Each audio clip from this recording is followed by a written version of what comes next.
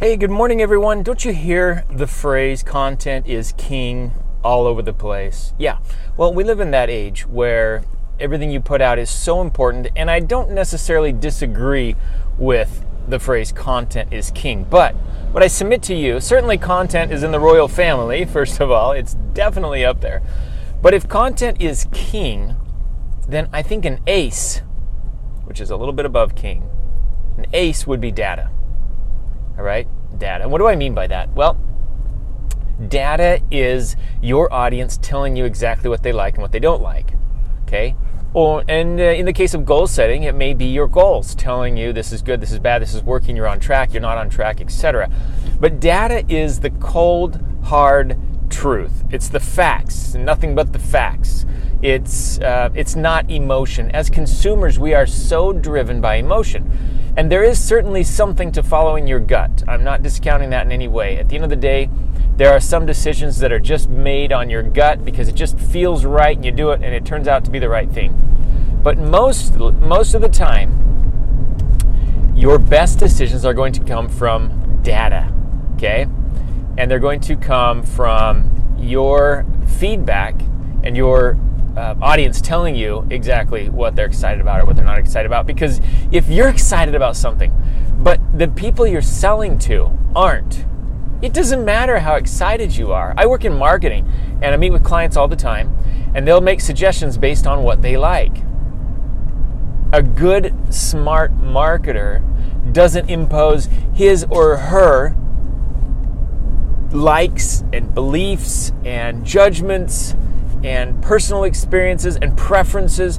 They don't impose those on their audience. In fact, you could very well hate the product that you sell because your audience loves it. It could become a very profitable and successful business because you are selling to your audience and you know how to sell them. Now, most people aren't going to hate their own product. I'm not saying that. I'm just using it as an example. What's more important is that your audience loves what you sell more than you do, because at the end of the day, your audience is who is paying your paycheck, especially if you're an entrepreneur. Now, if you're in business, of course, that translates directly to clients. What do your clients look for? What do they want? It doesn't matter what you want. We've got to get emotion out of the equation. We're so used to making decisions based on emotions. We buy homes based on emotions and our cars based on emotions, and our daily decisions, a lot of our purchases are based on emotion, whether we like to admit it or not. If we feel good about it, if the person that, let's say we're going to hire a coach, if there's a connection there, you're much more likely to work with a coach that you like, that you're like, wow, that guy can get me excited. That guy knows what he's talking about. Your emotions play a direct role in that decision. And when you're marketing a product to a company, it's the reverse. You've got to get emotions out and you've got to look at data, because at the end of the day, data doesn't care who you are.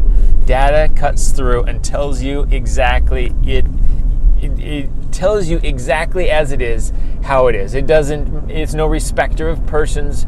It doesn't serve it up in kind of an interesting way. It doesn't skew the facts, or it doesn't try and make things look a certain way. You know, we see political polls, or we see polls of all kinds that are skewed. Research analysis where it's served up a certain way so that it looks good to a certain panel of investors or a company or something, so that it sells what they want to sell. And you see a lot of times things that are skewed, but cold hard data right from your audience directly to you, that there's nothing more valuable than that. Content is king, but if you're putting out the wrong content, even a king can be dethroned. You've got to have the ace, which is data. You've got to have measurements and tracking. So my advice is, whatever it is that you're working on, make sure it's measurable and it's trackable. Even your goals, even your goal setting, you need to know some kind of metrics along the way to be able to tell if you're making progress. Okay, if you have a goal to make, $10,000 of sales, and you're halfway into it, are you at $4,000 or $5,000 yet? If you're not, your data is telling you what you're doing is not on track to meet your goal. I mean, that's pretty basic stuff right there, but that gives you the idea. So whatever it is that you're doing when you're setting your goals, make sure that you have some way of tracking your progress so that you know that you're on track or not. So you can use the data to guide you in, I got to ramp things up, I'm way off base, I've got to reposition my goal, I've got to slow down. I'm sure that's never going to be a factor, but I'm saying track your progress.